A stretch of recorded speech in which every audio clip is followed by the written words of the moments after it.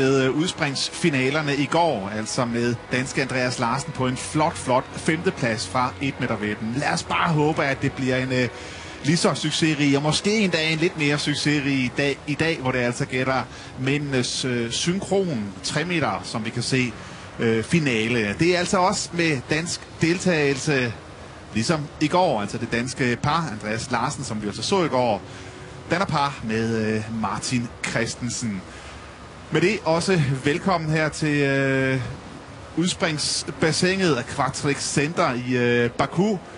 Velkommen også til dig, Gustav Sundgaard, som er med her som ekspert. Du kender jo de her to springere rigtig godt, men jeg kunne godt tænke mig at lige vide først, synkron udspring. Der er rigtig mange, der kender udspring og har set det, og nogen så det måske også i går. Synkron, hvor de skal springe samtidig. Hvad er det, de skal være ops på der?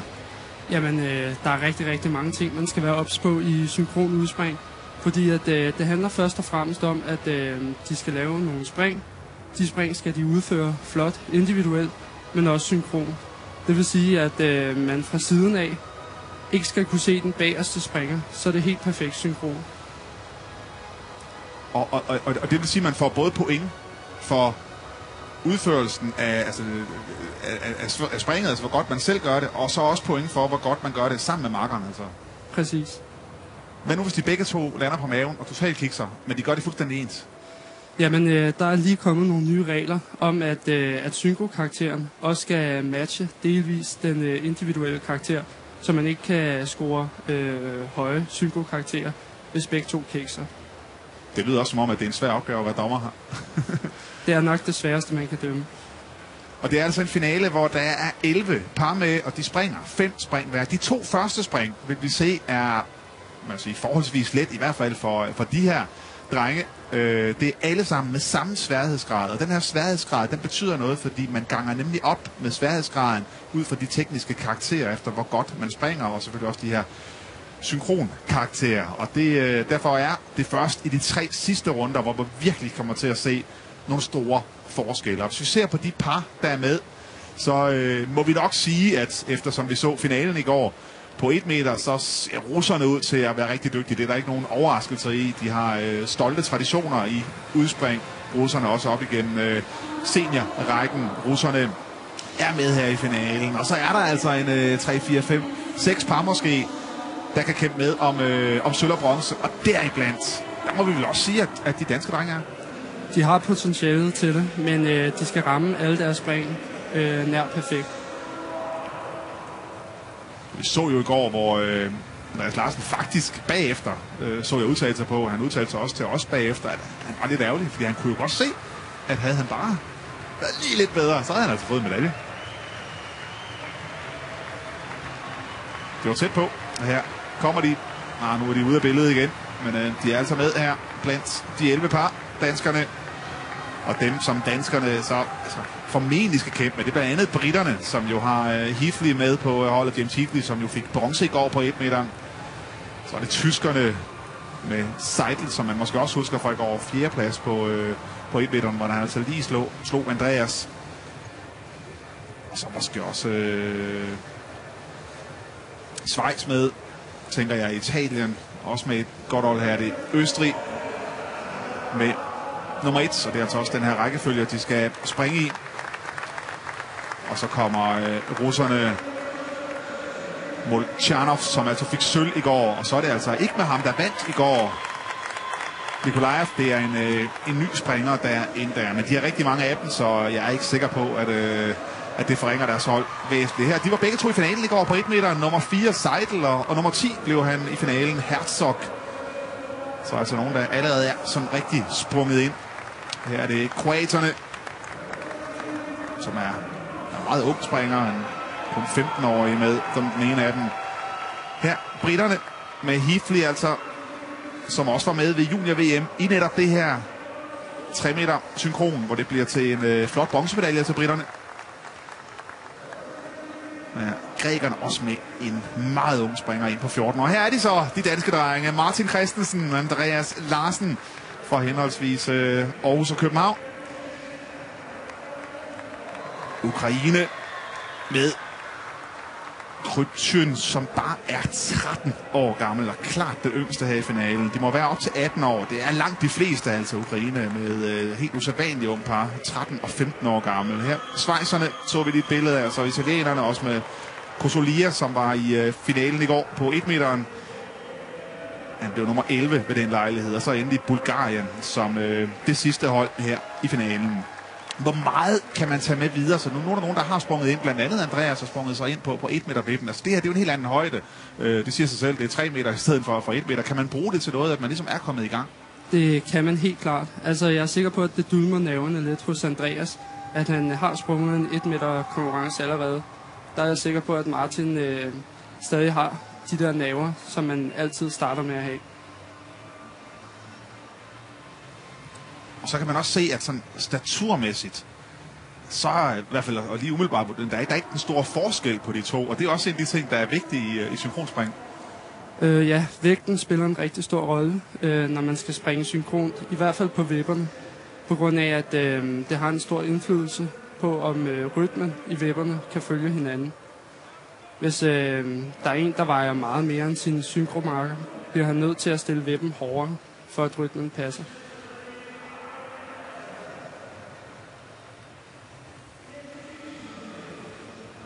Og så er der selvfølgelig også, man kan sige, der er nogle af de her teams, der bor og træner sammen rigtig meget. Der kan man sige, der har de altså ikke en fordel, danskerne, fordi de bor i hver sin ende af landet og træner altså ikke særlig meget sammen. Det kan vel godt blive et problem. Ja, det er rigtig, rigtig flot, at de kan være med på det her niveau, med de omstændigheder og de forhold, de har hjemme i Danmark. På grund af, at de træner faktisk kun sammen hver anden uge nærmest, hvor Martin kommer over til København og sover hos Andreas. Der træner de så meget, de overhovedet kan for udnyttet tiden, men ellers kan der sagtens gå 2 uger, hvor de ikke får trænet sammen overhovedet. Er de gode venner også, de to? De er rigtig gode venner. De har været gode venner i lang tid, og de svinger sindssygt godt sammen. Men det er vel også vigtigt for at kunne få succes i sådan noget her, tænker jeg? Ja, der er i hvert fald, det virker, kan man sige. Men nu skal vi i gang med konkurrencen. Først er det altså dagens første par, som lige står deroppe og skal til at gøre sig klar. Og det er altså med samme sværhedsgrad. Baglands hovedspring. Sværhedsgrad 2,0. Med østrigerne her. Og så får vi altså også lige i gang, inden de begynder at sætte de rigtig svære spring ind.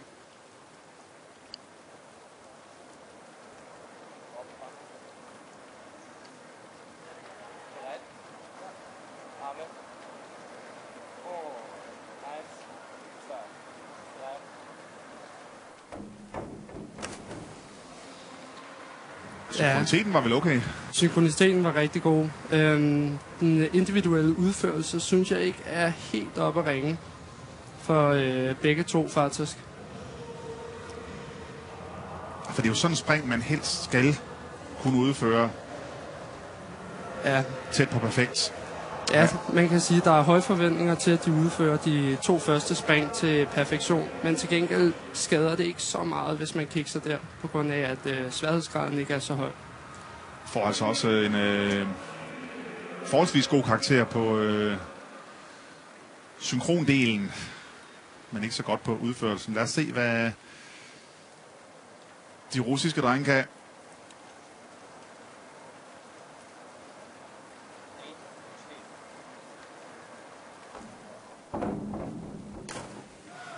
Igen, flot synkronisering. Flot landing også, synes jeg. Den individuelle udførsel var også rigtig flot her, så vi kommer til at se nogle højere karakterer.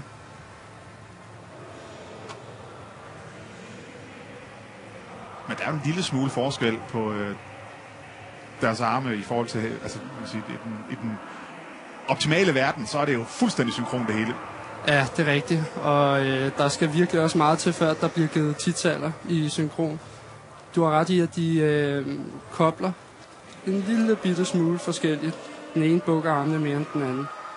Men altså klart i front 51 mod østrigernes 43. Nogle af dem, som danskerne formentlig skal kæmpe med. Tyskerne. Jeg synes ikke rigtigt, at de kommer ud og får nedslag på springet. Egentlig meget flot i luften. Der sker også et eller andet, der forstyrrer øjet lidt i synkroniseringen. Som om den ene snor lidt hurtigere end den anden og strækker før. De er en flotte karakter. Er forholdsvis tilfreds for på 43-20, fuldstændig ligesom østrigerne i øvrigt. Det er sådan, at den bedste og dårligste karakter bliver sorteret fra, som vi kan se. Det bliver streget ud. Så er det kroaterne. Og så havde Melsa med her i finalen i går, og har blevet sidst på 1 meter ved dem. Her ser vi 2 springere, som individuelt har 2 meget forskellige tilløb. Ja, det tænker jeg også. Og så i starten ligner det, at det skal til at gå helt galt synkromæssigt, men de har så fået indpasset det sådan, så de kan have de her 2 forskellige tilløb. Og så tæller det ikke ned? Det er op til dommeren. Det kan tælle ned. Og det gjorde det i hvert fald ikke her. Fine karakterer bringer sig på en foreløbig andenplads. Og der så kommer nogen, som der er store forventninger til. I hvert fald nogle af dem, som man har en forventning om, måske kan komme helt op og presse de store favoritter, russerne. I hvert fald, hvis russerne de åbner op for den mindste fejl. Ready? Yeah. 1, 2, 3, go. Det er rigtig lækkert synkro, vi ser her. Også individuelt. Super flot spring.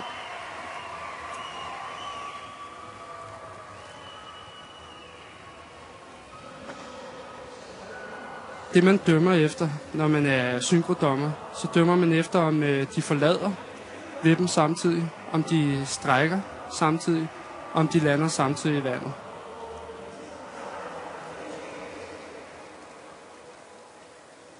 Ja, 48. Ikke så stor overraskelse af det. Men de er point, der kan flyttes rigtig meget, når vi skal i gang med de 3 sidste runder. Ja, det kommer til at ligge meget tæt efter de 2 første spring her. Græske hold. Og så er det altså danskerne bagefter.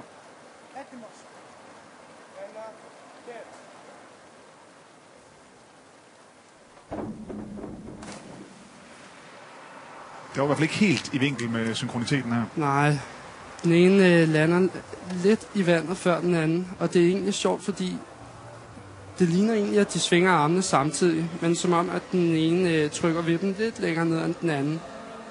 Og derfor kommer højere op og lander senere i vandet. Og det bliver formentlig straffet. Ja, trods alt hæderligt. Og de er bestemt ikke væk endnu. Kom så Danmark, Martin Andreas, deres første spring. Halvanden forlands.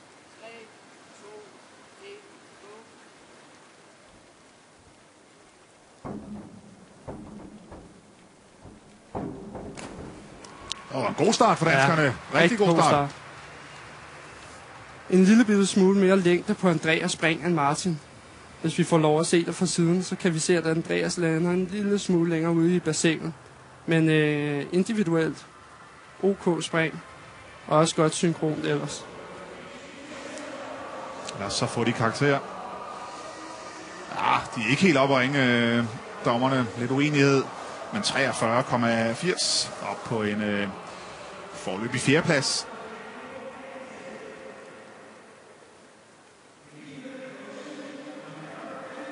En fornuftig start.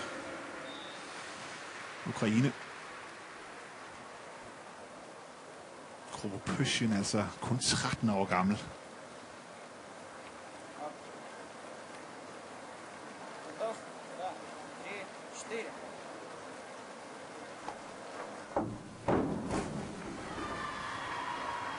Vælger altså at lave et relativt svært spring i forhold til, at de bliver ikke belønnet sværhedsgradsmæssigt. Nej, for det er jo samme sværhedsgrad, man skal... Ja, så det vil være normalt at vælge et meget nemt spring. Men de var meget gode til det. Og udførte det flot.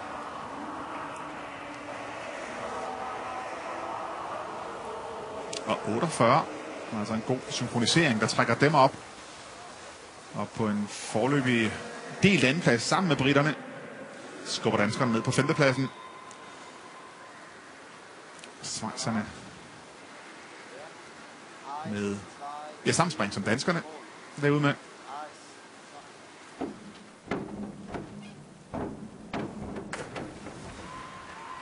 Altså også en nogenlunde start. Men ikke verdens bedste landing til den ene af dem i hvert fald. Nej, Stapinski tættest på kommer til at overstrække ryggen lidt. Kan vi se her. Og lander med hælene i et overslag.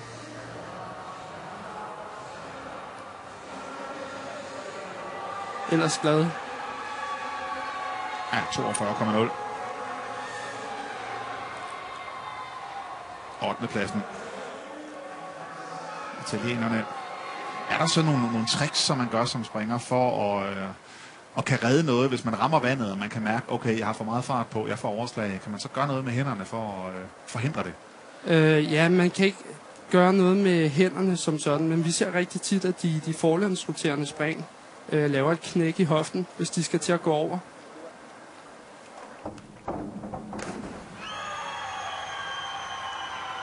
Flot synkronisering her.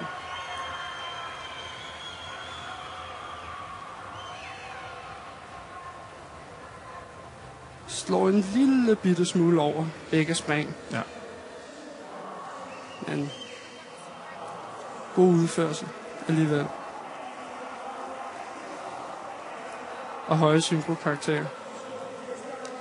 Og på en 4. plads skubber danskerne ned på en 6. plads. Vi skal i gang med sidste par.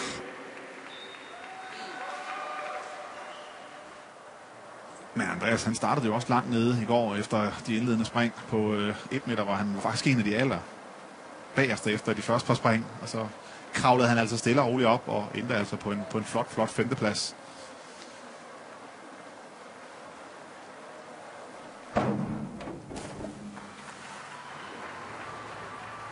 Igen, flot spring. Der er en lille smule forskel på nedslaget. Vi kan se, at springeren tættest på får et rigtig godt nedslag. Ripper kalder man det. Hvor han altså trækker alt vandet nedad, så det slet ikke kommer til at plaske. Men den bagerste springer altså alligevel plasker lidt. Og så er vi igennem første runde af alle 11 par. Og de kommer helt op på en delt andenplads. 48,0 sammen med britterne og Ukraine. Danmark er altså lige nu på en 7. plads efter første runde. Men bestemt ikke nogen katastrofe. Der er jo ikke nogen, der har sprunget sig ud af det her. Og selvom at det ser ud som om, at danskerne ligger langt nede, så er der altså ikke særlig stor pointforskel. Nej, fordi pointforskellen bliver jo større, når de skal i gang med 3. runde, fordi der er det nogen, hvor man kan jo vælge at satse og lave et meget svært spring, og så blive belønnet for det, men det kan også gå helt galt jo så, fordi det netop er svært at udføre. Specielt i synkron kan man sige, at der er jo dobbelt så stor chance for, at der er en, der misser, som der er i almindelig individuelt. At de smiler lidt, østrigerne her. Jeg tror ikke, at de var helt tilfredse med det her. Det gik lidt galt synkromæssigt. Ja, det gjorde det. Se, den ene går ind i en hoftebøjning meget før den anden. Lander egentlig samtidig.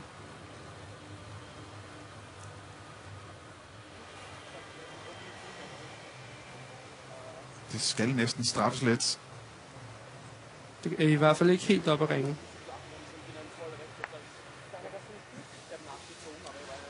Der er åbenbart lige lidt uenighed ved dommerne. 5,5. Jamen, det er simpelthen fordi, at der er en af de her elektroniske ting, der ikke virker. Så har de altså den her tavle, som de kan bruge, hvis det er.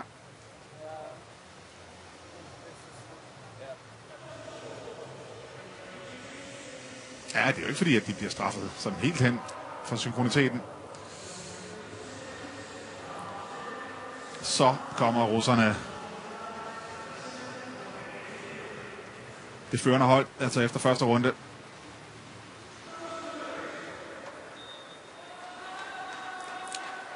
Baglands hovedspring. Ja, det lyder jo meget nemt.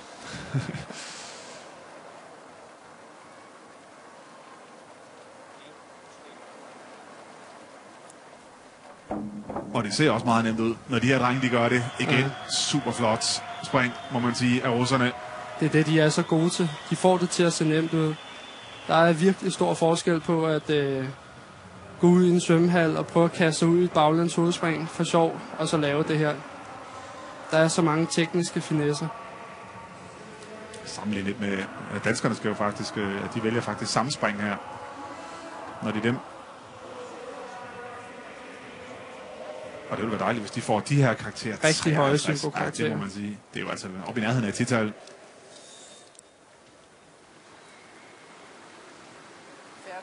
Tyskerne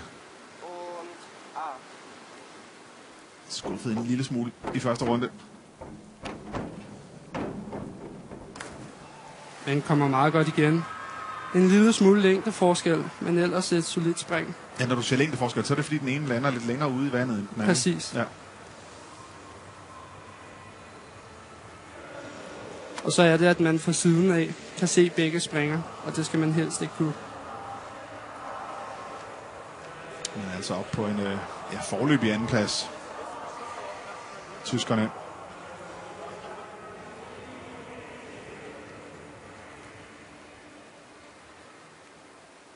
Kroaterne, som altså lå nummer 6 efter første runde.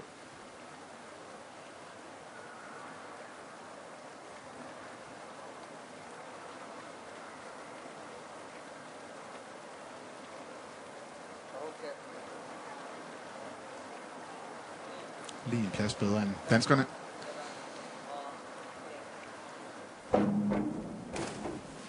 Ja, det var et kiks. En fuldstændig kikser herovre fra ham nærmest. Det er meget usædvanligt at se et kiks på sådan et nemt spring. Det er i hvert fald nemt i forhold til, hvad de her drenge ellers laver. Og det er jo der, nerverne kommer ind, fordi at det her spring vil han jo, det har ham ude til venstre, vi ser på. Synkroniteten er jo heller ikke på nogen ikke måde i orden. Men han vil jo sætte det her spring 10 ud af 10 gange under træning. Men i en turnering eller i en konkurrence er der lidt mere ventetid, man har nerver på. Og så kan der ske fejl som det her. 36, laveste karakter givet i dag. Britterne.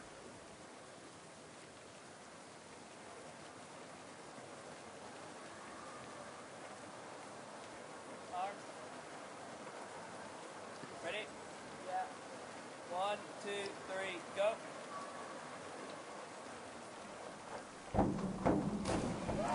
Altså rigtig flot synko, vi ser her. Følger hinanden sindssygt godt. Sætter af samtidig, snorer ens og lander ens i vandet.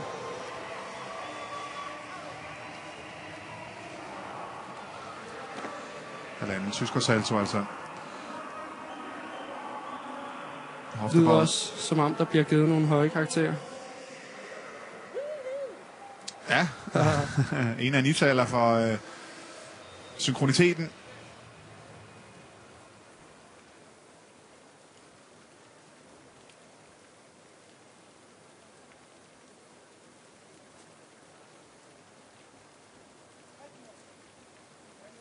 Så er det grækerne.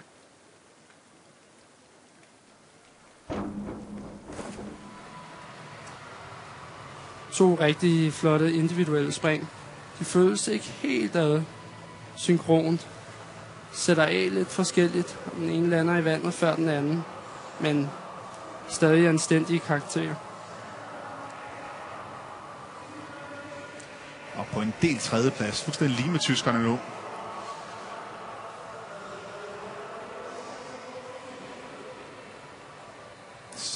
Altså. Så er det danskerne igen. Andreas til venstre og Martin til højre.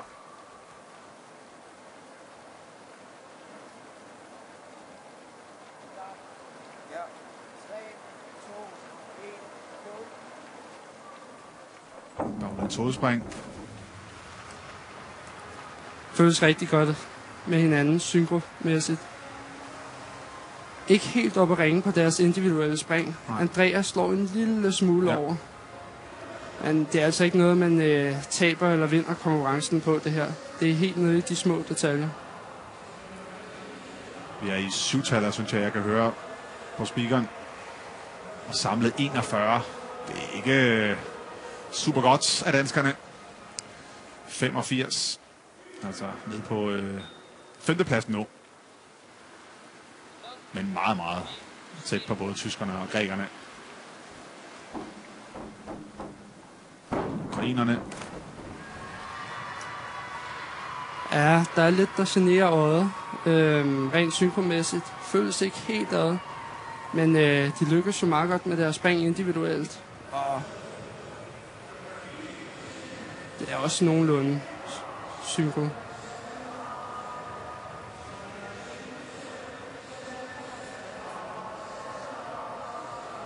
Ja, 42,60 og rykker altså ikke væsentligt fra. Danskerne holder sig op på holder sig op i toppen på en 3. plads nu. Schweiz, som også skuffede lidt i første runde med kun 42.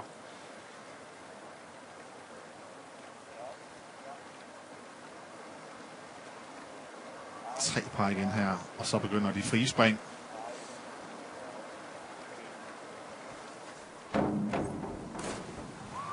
Ja, rigtig flot spring, vi ser herfra. Det var i hvert fald noget bedre end i første runde, må man sige.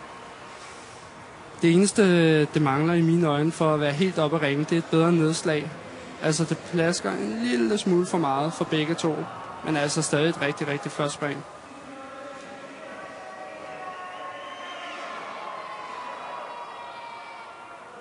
Ja, 46-80, altså høje karakter for synkroniteten. Og de går altså op på en foreløbig 4. plads.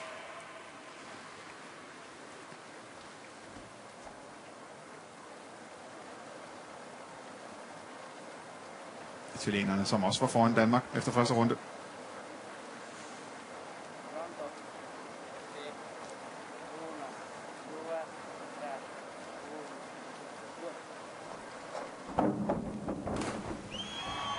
Igen et flot spring.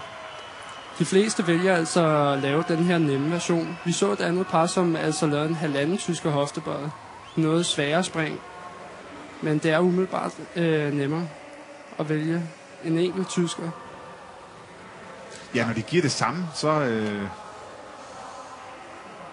virker det underligt, men så vælger et sværere spring. Men det må jo være fordi, at det er den, de føler sig bedst hjemme i, jo selvfølgelig. Ja.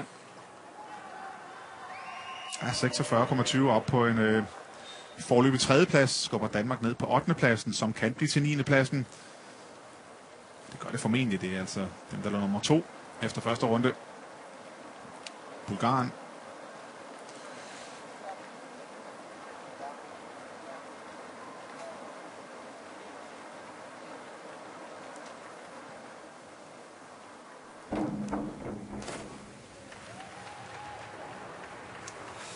En lille smule længdeforskel, ellers flot spring.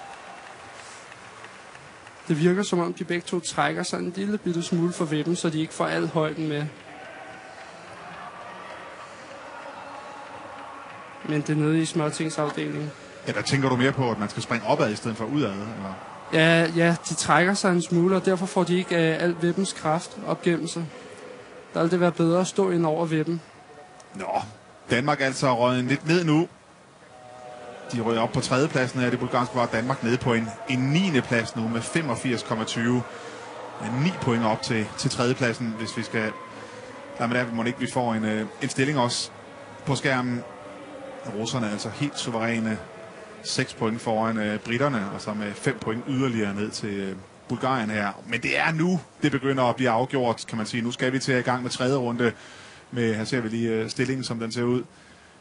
Danmark, altså ikke lige på den her, de er på den næste side, 85,20 har de. Men det er nu, man skal til i gang med de frie spring, og der kan man altså vælge hvilken som helst spring, man har lyst til. Jo sværere det bliver, jo større chance har man selvfølgelig for, at det går galt, men man har også selvfølgelig en chance for at score de helt store point. Her i første af de frie spring, der er Danmark faktisk en af de nationer, der har valgt et af de sværeste spring, så allerede her i første runde kan der altså blive flyttet rigtig meget. Her 2,4 i sværhedsgrad, det er ikke et svært spring. Man skal op over 3, for man virkelig kan begynde at flytte noget. Men det er klart, at det er jo bedre at tage et sikkert, hvis man så kan sætte den. Ja, og de sætter den. Det er et flot spring. De føles rigtig godt ad i synkron. Også individuelt. Man kan godt se, at de er nogle klasser under russerne, for eksempel. Og også englænderne, for den sags skyld. Men stadig 2 flotte spring. Kommer op på 52, og det er jo simpelthen fordi, at sværhedsgraden er naturligvis større, altså 2,4 her mod 2,04. Så er russerne en sværhedsgrad på 3,1, altså fuldstændig det samme som danskerne. Samme spring også. 3,5 forlands. At de sætter den ikke super flot i, som vi plejer at se for dem. Den bagerste sætter den faktisk okay flot i, men den forreste plasker lidt for meget. Og derfor altså ikke helt op at ringe, men de følger hinanden rigtig godt synkromæssigt. Det vil give høje synkrokarakterer. Men den ene udførelse halter en lille smule, men det kommer ikke til at koste dem dyrt. Nej, det gør det ikke. 73 point. De vil nok bare øge endnu mere. Tyskerne, det næste par. Nu er altså nummer 7, som vi kan se her. Current ranking, altså den placering, de havde lige efter den afsluttede runde. Lige nu er de jo altså nummer 8, og det er jo fordi Østrig selvfølgelig har sprunget en gang mere.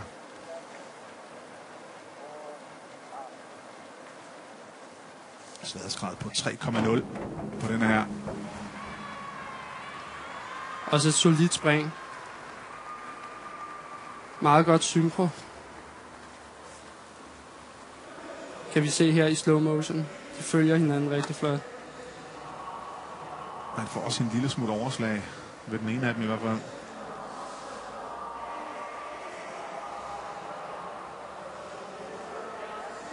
Ja, 64. Får lige en high five. Spørgsmålet er, om de er helt tilfredse med det.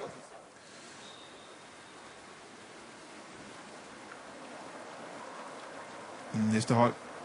Næste team. En sværhedsgrad på 3,0. De har valgt 3 spring i finalen her. Det er par, hvor alle 3 har samme sværhedsgrad.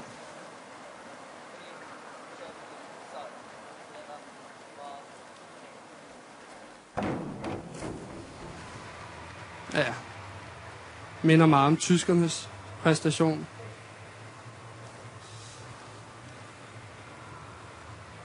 Var altså et af de hold, der var efter danskerne.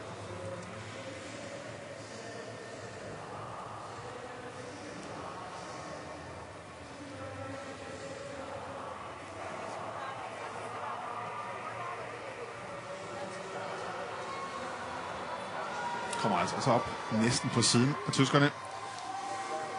Bare 2 points forskel nu. Så er det britterne. Også en sværhedsgrad på 3,0. Deres sving bliver sværere og sværere. Det er jo altså lidt forskelligt, hvad man vælger. Danskerne starter faktisk med det på papiret i hvert fald nemmeste spring, eller sværeste spring. Der var også noget galt med synkroniteten her, kunne man se. Ja, de gør det egentlig meget godt individuelt, men de lukker ud af hoftebøjningen og skruer på lidt forskellige tidspunkter. Ellers så sætter de stort set af samtidig og lander samtidig, men der går der et eller andet galt. James Heatley kommer lidt tidligere ind i sin hoftebøjning efter skruen, end Ross Haslam gør. Men stadig et godt spring. Ja, men der kan vi også se, at de bliver straffet for synkroniteten. Det gør de. Og kun 56. Men stadigvæk holder de sig op på andenpladsen. Men nu meget tæt, og der kan man simpelthen se, hvor meget det kan vende. Hvis der bliver kikset lidt, så kan det hurtigt gå den ene eller den anden vej. Grækerne, som var lige foran Danmark før. Det tror jeg ikke, de er efter den her runde. Ej, det håber jeg ikke i hvert fald. Det er det første rigtige kiks, vi har set nu. De står ikke helt godt på vippen. Den ene står i hvert fald lidt med tæerne udover, og så indkasserer et til gengæld kikser de lidt kæmpe underslag. Ja, det gør de. De kikser på samme måde. Ja. Det kan godt belønne den lidt i synkroniseringen måske, men stadig lave karakterer. Nej, det må man sige. 40 kun på den her. Altså også en forholdsvis lav sværhedsgrad på 2,8. Nu er det danskerne, altså en sværhedsgrad på 3,1. Det er altså et af de sværeste spring. Der er kun dem af russerne, der har en på 3,1 her i første runde. 3,5 forlands.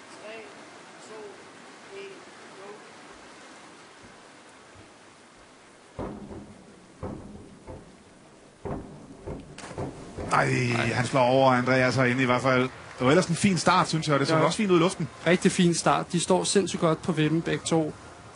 Kommer op og snurrer godt samtidig. Jeg troede, det skulle blive et rigtig godt spring, og Martin udfører det også rigtig flot, men Andreas desværre slår lidt over. Ja.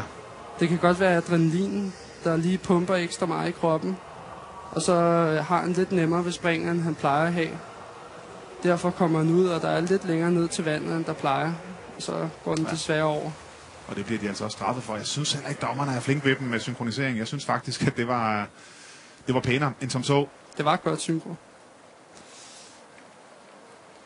Og nu må altså nøjes med en foreløbig femteplads danskerne. Det bliver nok svært at kravle op på den her i hvert fald.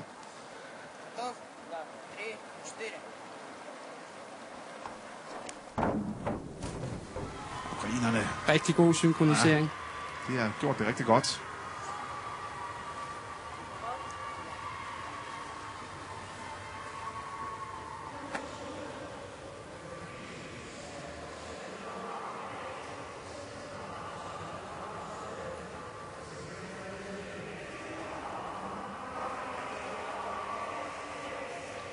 Hopper op på en foreløbig tredjeplads.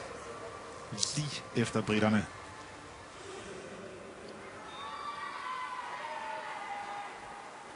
Schweiz, altså nummer 6 før den her runde. Wermelinger og Stepinski.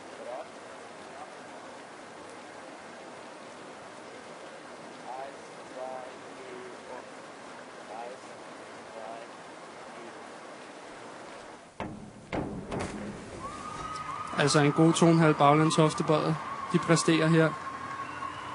Det er et af de lidt svære spring at proppe i vandet, på grund af at du roterer baglands. Det kan være svært at vide, hvor meget du skal trække til sidst, for at den lander lige i vandet. Men de lykkes rigtig godt med den begge to.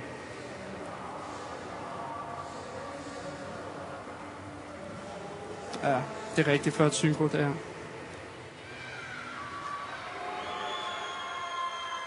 Ja, 64 samlet. Og det bliver uhyggeligt tæt i toppen. Desværre er danskerne altså ikke helt med. Efter den her runde i hvert fald, når jeg lidt tilbage. 2. Og de kommer også fuldstændig ud af synkronitet. Italienerne. Ja, det er helt ude af rytme, det her. Igen, det ser ud til at være det her spring, der ofte driller synkrospringerne.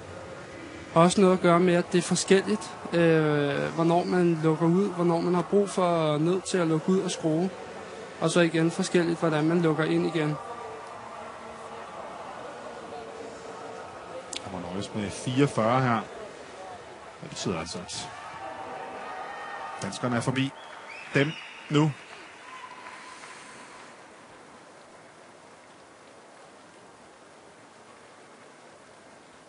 Sidste team i tredje runde, altså ud af 5 runder. Det er Koniaski og Isaev fra Bulgarien, som har sprunget rigtig, rigtig godt i de obligatoriske spring. Igen et flot spring. Ja, de holder stilen. Og tror jeg kommer ind i medaljepladserne efter tredje runde.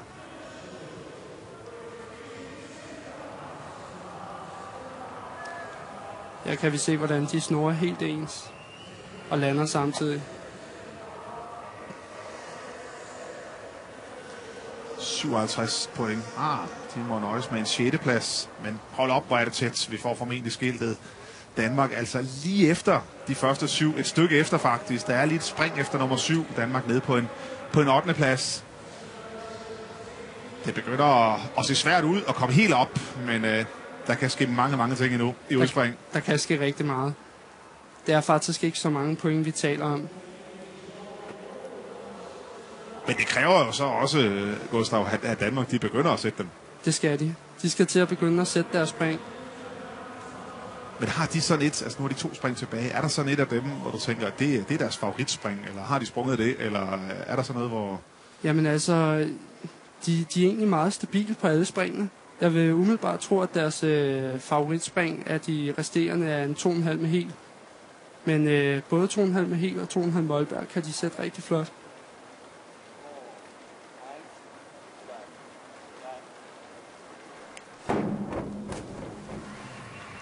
Starter igen med østrigerne, som altså er nummer 10. Næst sidste runde, altså næst sidste gang vi ser dem på vippen, så har vi fået delt medaljen ud.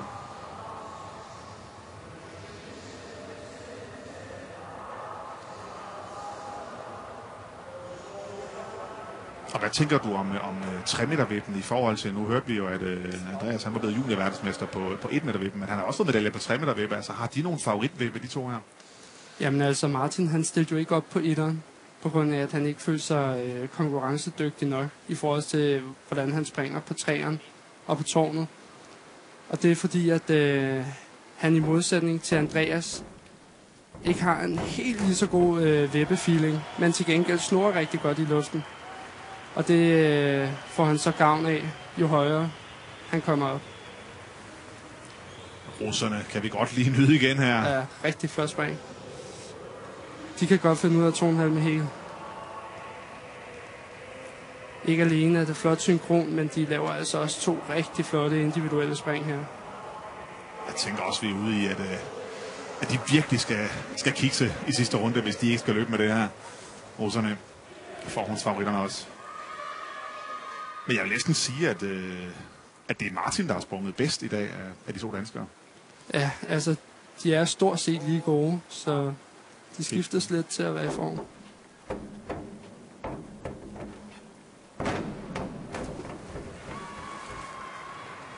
Ja, tyskerne. Altså rigtig svært spring, vi ser her. 2,5 med dobbelt. De er egentlig meget nemt ved den. Det er faktisk det sværeste spring, som sværhedsgradsmæssigt vi overhovedet ser i finaleserien 3,4. Kommer flot ud og scorer samtidig. Det kan altså give mange point selvfølgelig, fordi at man lige har et lidt nyk op på sværhedsgraden. –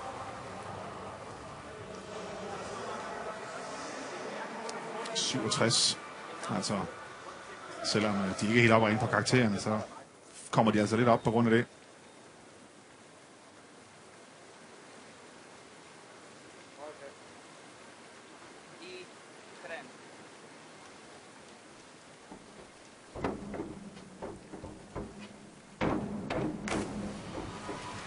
Ja, og jeg må indrømme, det forstyrrer altså også lidt, at deres tilløb er så forskelligt. Ja. Det tror jeg også, der er nogle af dommerne, der trækker ned på. Selvom at de kommer ud i luften og følger hinanden meget godt. Men det er også ligesom om den ene af dem i hvert fald slår lidt under. Ja, det er ikke helt optimalt udført af nogle af dem. Men synkromæssigt er det egentlig okay i luften, men jeg kan se her, at dommerne trækker lidt ned på deres tilløb. Så er det britterne. Det er par, der lige nu er nummer 2 i konkurrencen. Men der blev helt godt ind på dem sidst, vil jeg sige. Yeah.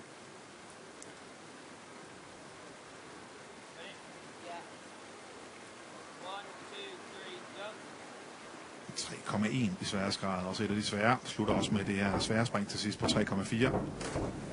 Til gengæld super flot spring her, britterne. De lykkes rigtig godt. De er lige det nyk bedre end mange af de andre.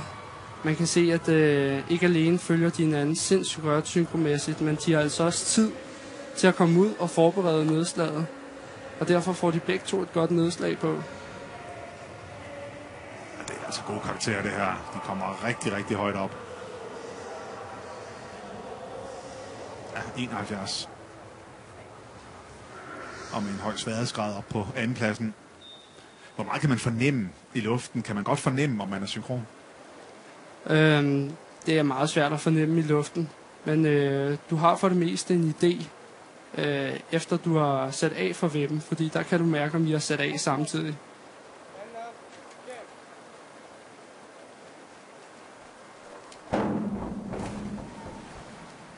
Snore er altså ikke helt ens. Spørgsmålet er, om det er noget, dommerne trækker meget ned på, fordi at de sætter sådan set af samtidig.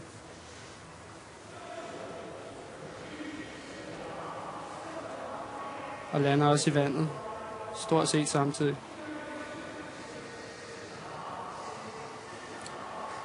Nå, Danmark. Martin Andreas, det er nu. Hvis de skal gøre sig forhåbninger om at kravle op, hvor det er rigtig sjovt i den her konkurrence, så skal de altså op og lave mange point nu. Rigtig mange endda. En sværhedsgrad på 3,0, vi kan se.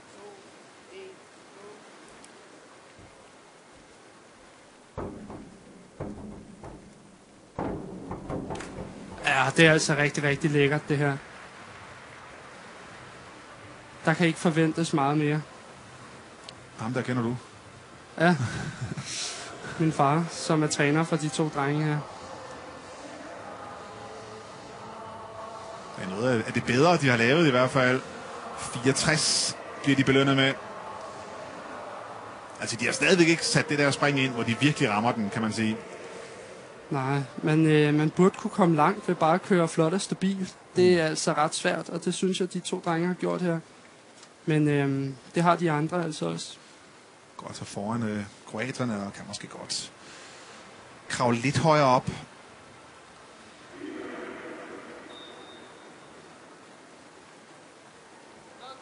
Men stadigvæk forholdsvis langt op til britterne.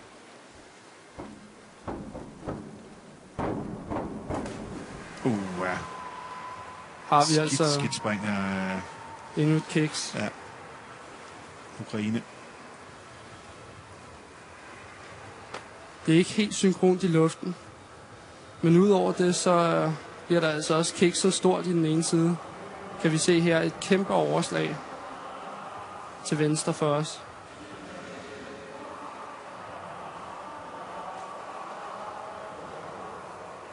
Ja, 43 point.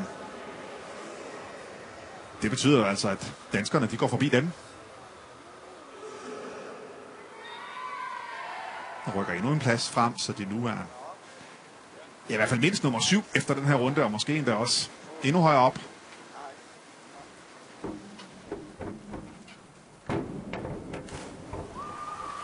Ja. Og de har kørt meget stabilt. Ja, det har de. Lykkes meget godt med alle deres spring. Schweizerne.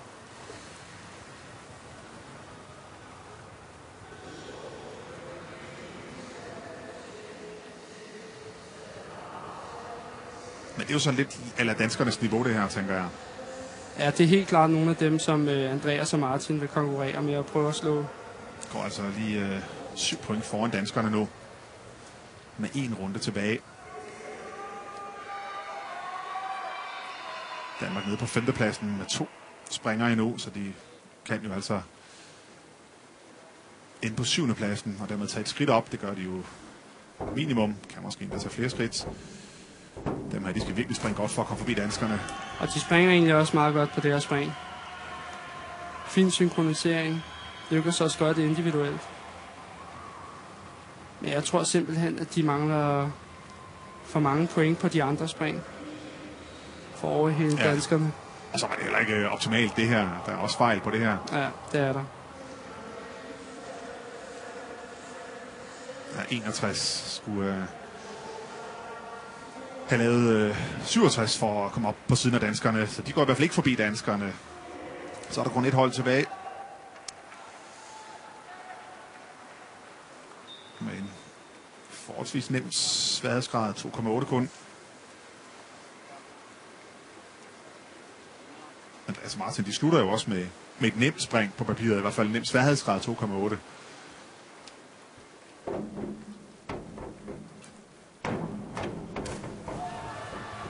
Den får de altså lavet meget godt, den her. Ja, bulgarerne. de har ikke videre nemt ved springet. Det viser de ved, at de ikke strækker den ud i en hoftebøjning. Men trods det, så snorer de ens, og de lykkes faktisk rigtig godt med det her spring. Sidste runde. Danmark altså op nu på en 6. plads. Har taget et par placeringer. Jeg tror altså, det jo kan være fint at få en 6. plads i finalen her. Det kan godt være, de er tilfredse med det, men jeg tror stadigvæk, de vil lave sig bagefter, fordi det er så tæt, det her. De ved, de kan sætte dem. Det er virkelig tæt, og niveauet er utrolig højt. Der er stadigvæk et stykke vej op til 3. pladsen, men vi har jo set det, at det kan hurtigt vende. Østrigerne som de første springer altså et spring med samme sværhedsgrad som danskerne.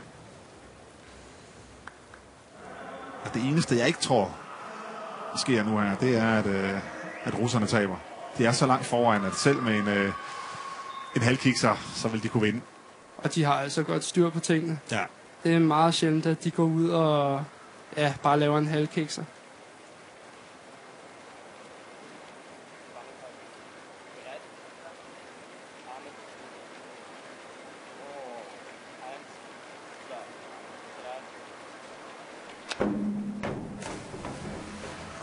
De laver så til gengæld ikke den bedste afslutning. Ej, de slutter med et nemt spring, og så kikser de der oven i købet. Så egentlig flot nok ud, synkromæssigt op i luften, snoret ens. Men den ene lander under, og den anden laver den over.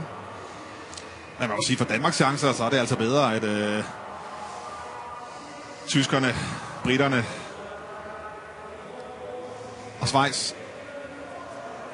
Det er dem, der skal kikse. Ja. Bulgarien selvfølgelig også, som er foran. Russerne er selvfølgelig også foran, men som sagt, så de slutter sig også med det sværeste spring overhovedet, der bliver vist her. Sværhedsgrad 3,4.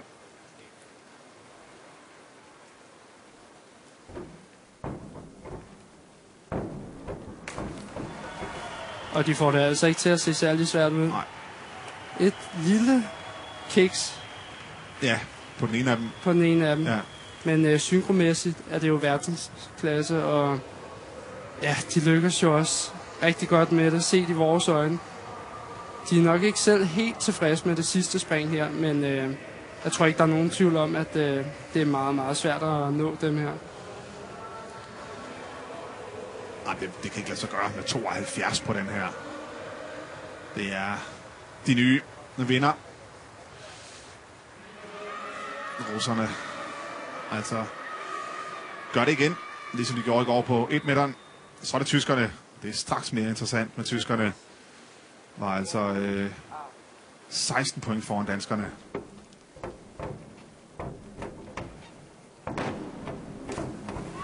Og de lykkes altså rigtig godt. Ja, det gør de altså. Desværre.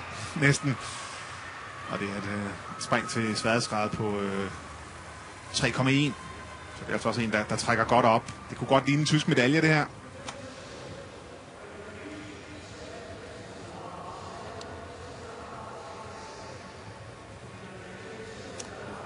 En lille smule usynkron, men det er altså helt nede i marginalerne. Ja, 65. De ved godt, at de har lagt pres på konkurrenterne nu. Så er det kroaterne, som altså røg ned på en 7. plads lige efter Danmark. Man har et noget svært spring. De gik ud for tidligt. Man skal lige høre fløjten, inden man må gå ud og stille sig på webben. Men ikke noget, der trækker ned i karakteren overhovedet.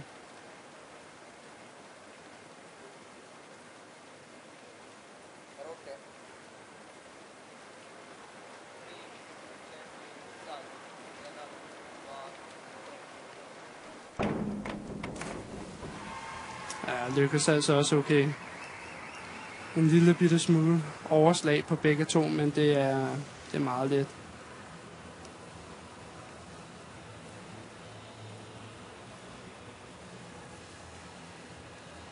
Og så britterne, som også, kan man sige, satte sig lidt med et meget svært spring i sidste runde. Ja, og jeg har hørt dernede fra, at James Heatley, han skulle have rigtig mange problemer med det her spring. Det er en 2,5 forlæns med dobbelt skrue, og han har altså svært ved at komme ud og stoppe skruen, så han skruer videre. Men hvorfor vælger de det så?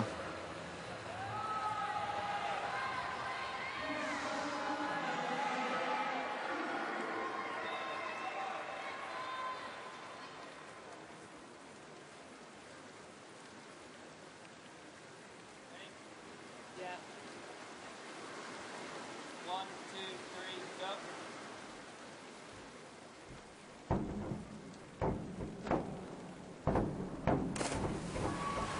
Det er ikke en perfekt afslutning for dem. Nej, James Heatley lykkes faktisk godt med springet, trods han har haft problemer med det. Og på grund af sværhedsgraden, så skal de nok få deres point. Vores Haslam står altså helt ude på siden af vippen her. Springer faktisk også lidt væk der. Springer meget skævt, og det er selvfølgelig derfor, at han kikser springen. Hold op, han ender jo helt over ved den anden 3 meter. Ja. Og normalt trækker man ikke så mange point ned på, at man hopper skævt, men det der, det er meget ekstremt. Ja, slutter med 58, britterne, men de går faktisk lige nøjagtigt forbi tyskerne. Det var nok med 2 point. Eller halvanden næsten, 1,8 helt præcis. Så tyskerne nu nede på 3. pladsen. Det kan blive hvad som helst endnu. Grækerne, Det lykkes også godt. men de er så langt efter, at de kommer ikke op i medaljekampen, grækerne.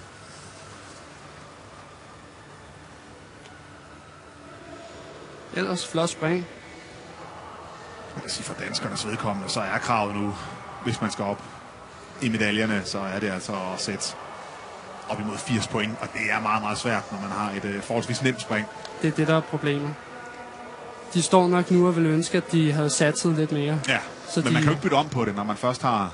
Man kan ikke bytte om på det i konkurrencen. Det skal gøres mindst 2 timer før. Men lad os så få en fornuftig afslutning, som også skal give selvtillid videre i morgen, hvor det jo gælder allerede i morgen tidlig indledende på netop 3 meter individuelt.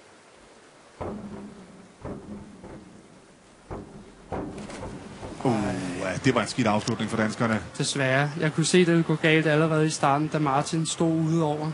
Det kan vi se i slow motion. Han står med alle 10 tær ude over vippen. Og derfor bliver han spring langt, og han har svært ved at styre det.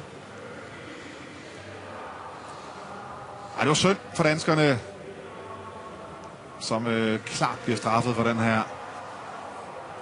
Geo. Kun 41. Og de rører altså noget ned i tabellen. Altså, det er jo ikke fordi, det er jo fint nok, de er her og så videre, men de har håbet på mere end det her, fordi de kan springe bedre end det her. De havde håbet på meget mere end det her. Det her var umiddelbart den konkurrence, hvor de havde allerstørst chance for kunne gå hen og tage en medalje med hjem. Men alt kan jo ske i udspring, og specielt i synkro skal der så lidt til, for at det hele rører på gulvet. Ukraine, som heller ikke har point nok til, at de kan komme med helt op i medaljekampen. Men de kan sagtens gå forbi danskerne. Det kræver 46 point.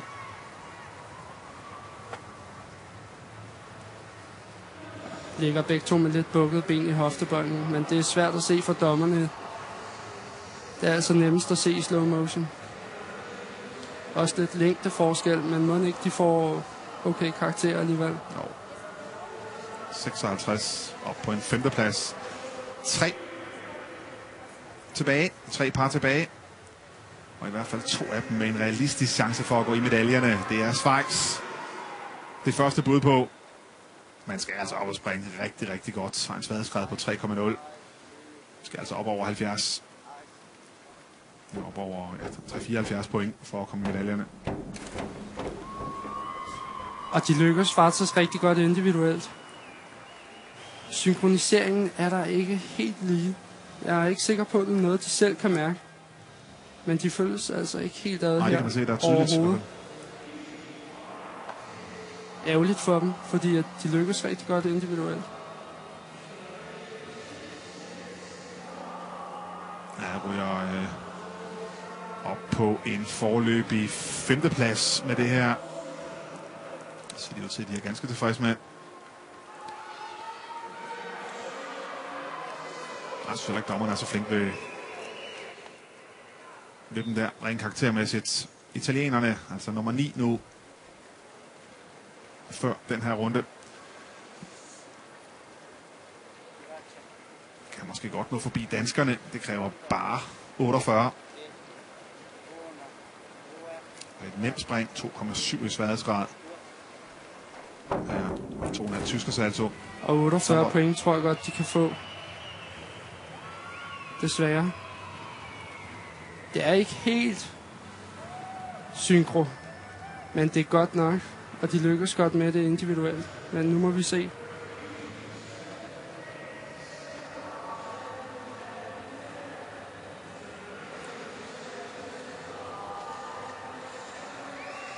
Ja, 57 går altså lige nøjagtigt forbi danskerne, og det betyder, at danskerne formentlig vil slutte på en 9. plads.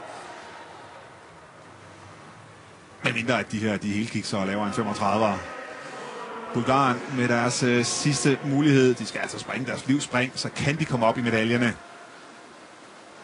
Russerne, britterne og tyskerne har altså de 3 medaljepladser nu.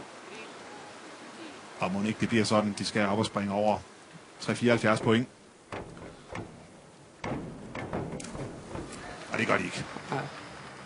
Det er simpelthen et for stort kiks i den ene side. Han kan godt selv mærke det. De kommer ud og skruer forskelligt. Allerede der går det galt. Men så bliver der altså indkasseret et kæmpe overslag her tættest på os. Og han skruer over.